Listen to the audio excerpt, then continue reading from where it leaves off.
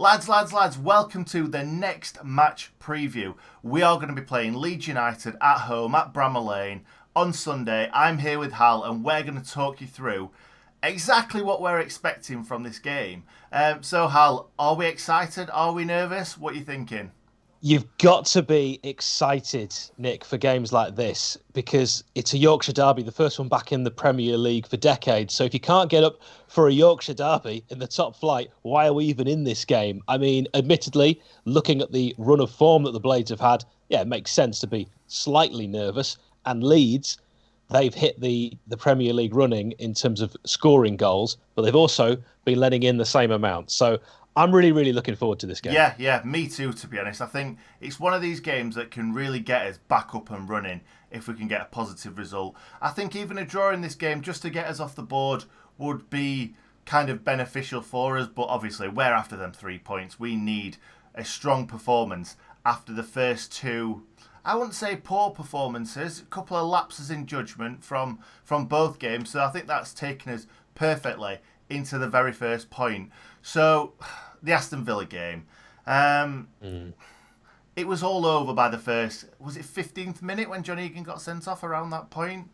Yeah, it was all over by then, to be honest. I think it was, can we defend well enough, which I thought we defended excellently in the game. Again, one lapse in judgment from Jack O'Connell, not setting off quick enough to try and block Tyrone Mings' header. And then after that, it was good night Vienna, really, as long as Conor could get it on target, well, in the corner, shall we say, because Ramsdale had no chance whatsoever with that one. I might have given him some stick on Twitter for the Wolves' second goal, I believe it was, but that one, no chance whatsoever. So it would be nice, wouldn't it, mate? So have a game where it's not over after 15 minutes, because both are Premier League games so far. It has felt that way. It has. The first game, I felt like we could get back into that game, though. We pushed them back. I think Wolves may have kind of taken the foot off the accelerator and just sat back a little bit more. They probably wouldn't have sat back that much if it was kind of 0-0 or 1-0 to them, I think. They thought 2-0, we'll sit back, we'll defend, we'll absorb all their pressure. But we did have chances. It could have easily been 2-2. It could have been 3-2. You never know. But, yeah, like you say, first game lasted 6 minutes. Second game, the referee kind of ruined it after 15. So let's hope that this game, we at least get to half time before anything disastrous happens. I'll take that now.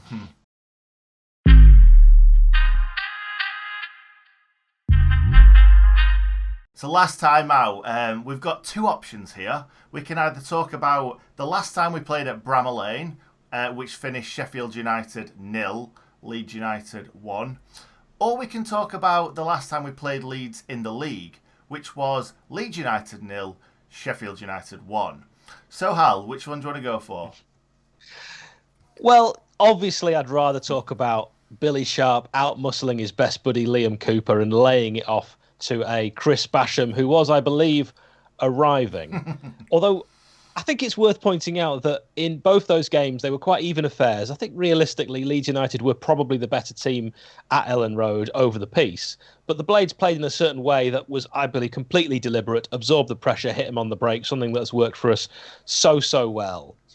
But it's worth highlighting that both those games were decided by individual errors. Liam Cooper's, who I've mentioned there, probably should have dealt with that ball over the top a great deal better. And of course, Dean Henderson at Bramall Lane, a calamitous error. You know, Dean Henderson sort of, in the time he was with the Blades, only really made two hugely memorable errors, which for a goalkeeper is probably about standard in the amount of games that he played for us. So no, I don't really want to highlight or even talk about or even try and remember for any more than 1 second that game at Bramall Lane. I do feel like this time round it will be completely different. One major reason, Dean Henderson isn't playing, so there's no chance of a repeat of him making an error. But also we've got so many of the same faces on both sides. Leeds will be keen to do what they believe is revenge, although I happen to think that we both were even Steven last time we played each other in the league, so it's square peg. We start from 0-0. And I think it'll come down to the Blades, if they play the way that you and I know Sheffield United can play, the Sheffield United we haven't really seen in the first two games, then the Sheffield United that we know and love doesn't concede goals, and we can nick it by the odd goal, just like those two previous games. I think it will be decided by a very, very tight margin. At the most, I think there'll only be 2 goals in this game. We know if we turn up and 100% put in a Blades performance, every player doing their bit, there's no question in my mind that Sheffield United not only win this game, but dominate this game from start to finish. Yeah, I completely agree. We've been in the Premier League a full season longer than them. Obviously, they've got that kind of impetus from last season. But yeah, we always have these bad results and we come back fighting. Look at the Aston Villa 3-all game. That turned our season completely on its head and made us finish above Leeds. But anyway, so if there's any Leeds fans watching this right now, I'll stop talking about us finishing higher than them in the Championship season.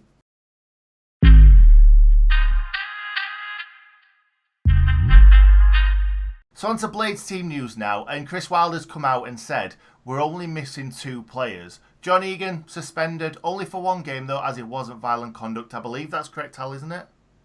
Yeah, it's a real shame that they didn't try and get that overturned. Yeah, I think it was a difficult one to disprove really because John Egan definitely was pulling him back. We don't know who would have got to the ball first, but yeah, I think it's probably more hassle than it was worth.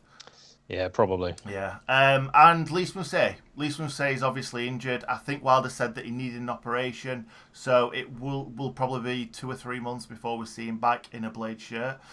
Get well soon, Lys. So I'm going to quickly run through the team, how I maybe want it to be and how I think Wilder's going to play it.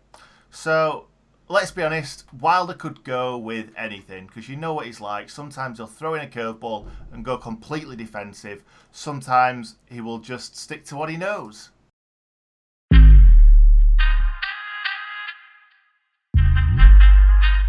So first of all, obviously it's going to be Aaron Ramsdale in the net. Wes Fotheringham's nowhere near the team, let's be honest.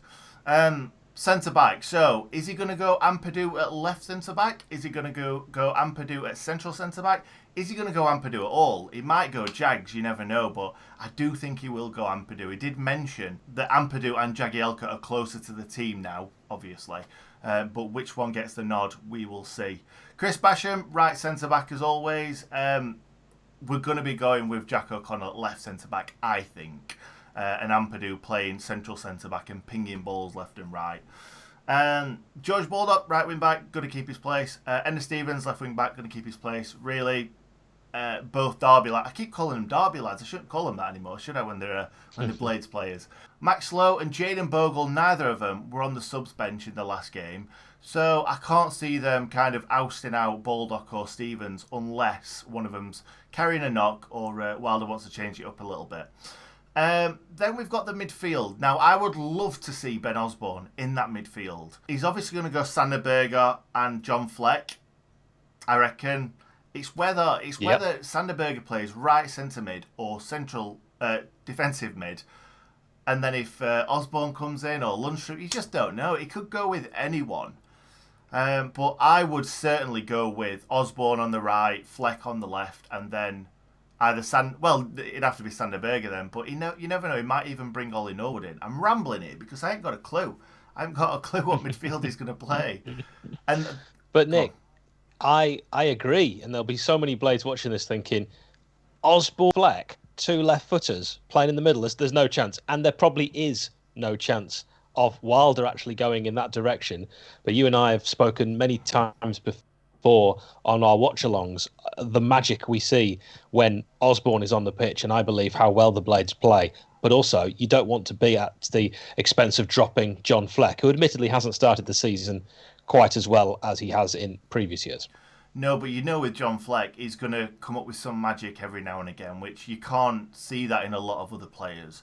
So John Fleck, for me, has to start there, unless he has kind of 5 or 6 poor games, which John Fleck doesn't have poor games. He has games when he's not quite as effective or not quite as special as he has been in the past. But he very, very rarely has a poor game. You can't pick many points out in the game and be like, that was bad play from John Fleck, can you really? Yeah, spot on. Yeah. So, up front, again, not too sure, but I think that Ollie Burke did enough to guarantee him a start in this game. However, yeah, he's not played a lot of football, has he, Ollie Burke, in the past kind of year or so. So I just don't know what he's going to go with. If I'm honest, I would go McBurney and McGoldrick for this game because it is a kind of must-win game, I think, for us, or must not lose anyway. So I would probably go with the familiar McGoldrick and McBurney. What do you reckon, Hal? I think because of Ollie Burke's performance at Aston Villa, he kind of has played his way in. Maybe Wilder is going to use Ollie Burke more away from home. Time will tell. But actually, I believe Burke and McGoldrick will start up front in this one. I think you're possibly right, because certainly with the away performance sort of thing, because Ollie Burke has got the legs to kind of stretch defences. And if we're struggling, if we're defending for our lives, that one out ball could be perfect for us. And Burke could get a lot of joy playing kind of up front on his own, if you like. Or I think it would be more playing up front on his own.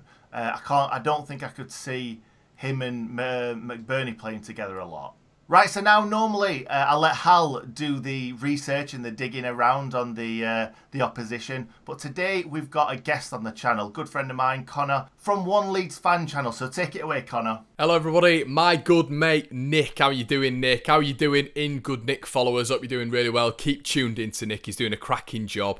And yeah, I'm here to give you a preview from the Leeds end for Leeds United, his trip to Bramall Lane at the weekend. Sunday 11:30 kickoff. And yeah, my name's Conor from One Leeds Fan Channel. And Nick wants me to do a little bit of a preview from the Leeds end. So enough waffling, let's get into it.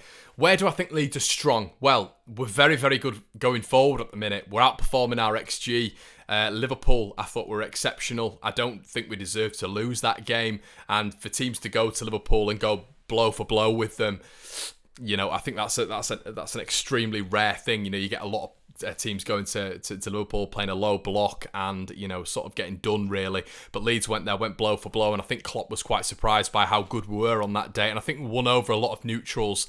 I know we won't be winning over a lot of Blades fans.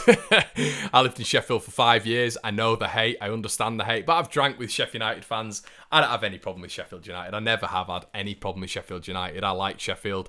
It's, you know, I don't particularly see them as a rival. Obviously, I know it's a Yorkshire derby, but I've got a lot of respect for Sheffield United, and I think, you know, as I say, it's going to be a really good game. There's a lot of Leeds fans who think it'll be comfortable. I don't think it'll be comfortable at all. It never is Sheffield United. You guys are coming off the back of 2 losses. You've not scored yet. I didn't think you looked cutthroat against Villa. I was expecting a lot more. I actually enjoy watching Sheffield United, overlapping wing backs, and I really enjoy how you play. You're quite a fluid team. But you didn't really see a lot of that against Villa. I didn't really see a lot of that against Wolves. As I say, I tune in to watch you because I like watching you play football. But if there's a game that Wilder will get the boys up for, it is Leeds. Obviously, Wilder said a few things about Leeds before and the players. I think he'll have a little bit more spice to this game. So I'm fully expecting a resurgent Sheffield United.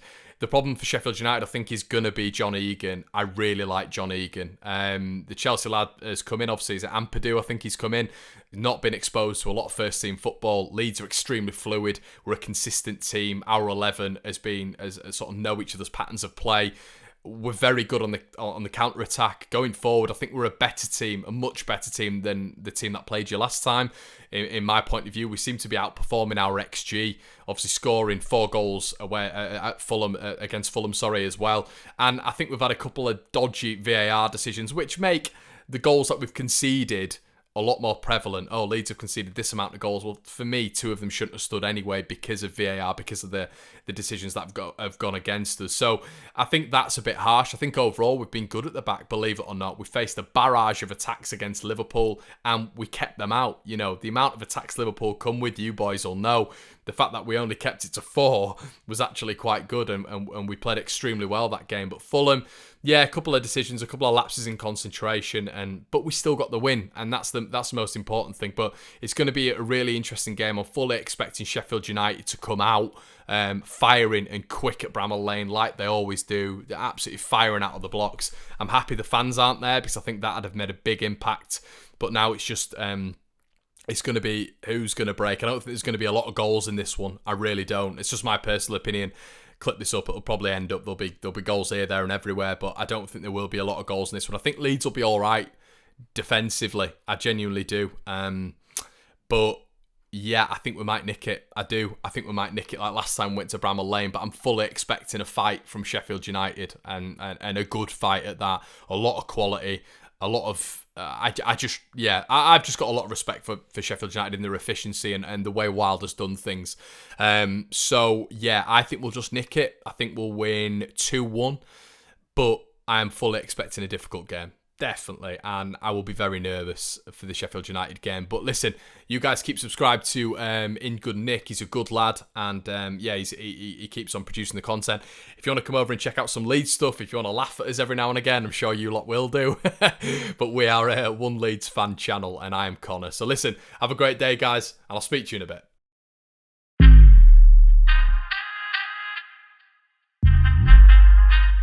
Next up, we've got our score predictions, and Hal loves this part of the video. He loves talking about predictions, loves predicting everything because he's great at it. He definitely said that we were going to finish in the top 7, did you say earlier on? And we've lost our first 2 games. Yeah, not my fault. I don't like doing predictions because I didn't do any last season, and obviously we had one of our best seasons in living memory, so I put it down to that. Yeah. That's fair enough, mate. That's fair enough. But we're going to have to prize a prediction from you right now. I predicted 2-0 Blades on the first Leeds channel I did. So then, of course, I had to stick to that on the second video I did. And then when I was on TalkSport 2 on Friday morning, I had to stick to 2-0. So I'm committed now 4 times to predicting the Blades 2-0 because I can't just keep changing my prediction. So, yeah, I'll stick with it. And actually, I really do believe it. I'm fairly confident of that. And I'd love to see Sander Berge score one of those training ground goals that we've all seen on social media. And I also think this is perfect. This is poetry. You're going to love this. Brought on as a sub, late on, Phil Jagielka brings it down on the chest, 60 yards out, and lashes in a volley in the final minute for 2-0. I'd love that. But would that not be better for 2-1? I don't want the nerves of the one. Yeah, no, I completely agree. I'm gonna have to go 2-1 Blades, aren't I? I think in the video I did for Conor, I said my head is telling me 1-1, but my heart is telling me 2-1 Blades. So I'm gonna go 2-1 Blades.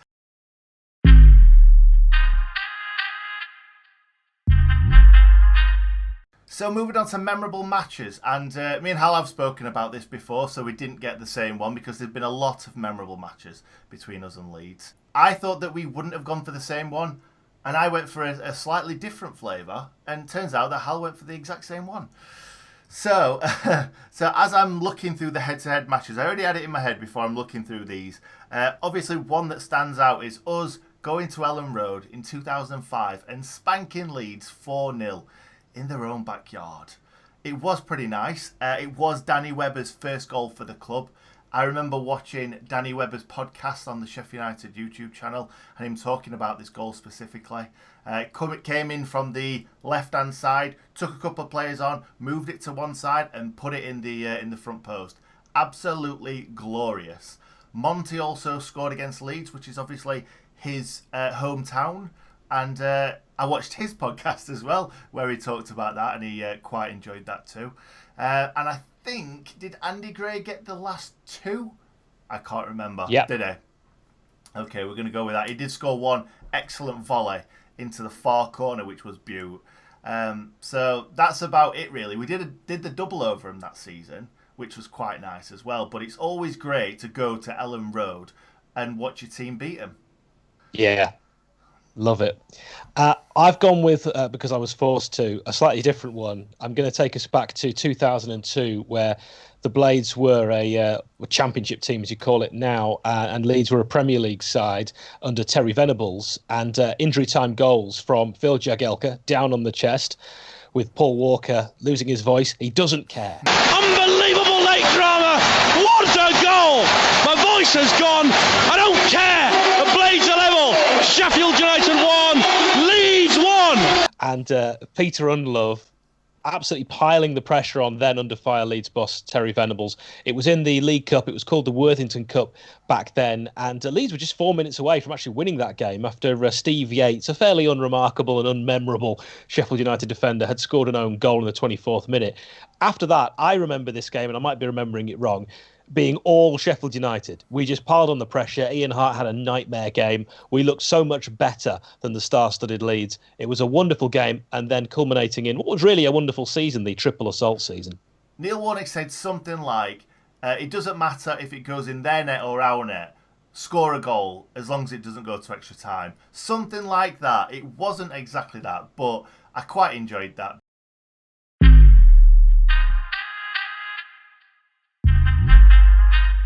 So we're on to player connections now, and I'm going to throw Hal under the bus a little bit here. He says he's not done any research whatsoever. However, it's not a difficult topic because there's been that many players that's gone mostly from Sheffield United to Leeds that I think Hal could probably rack off at least about 5 off the top of his brain now. So do you want me to go first so it gives you a moment to think about it? Yeah, go on. Okay. The problem is Neil Warnock went to Leeds United and got the band back together, would you like? So I'm not going to go for one of them. I'm going to go for Billy Sharp, first and foremost. Billy Sharp, obviously, Sheffield United legend.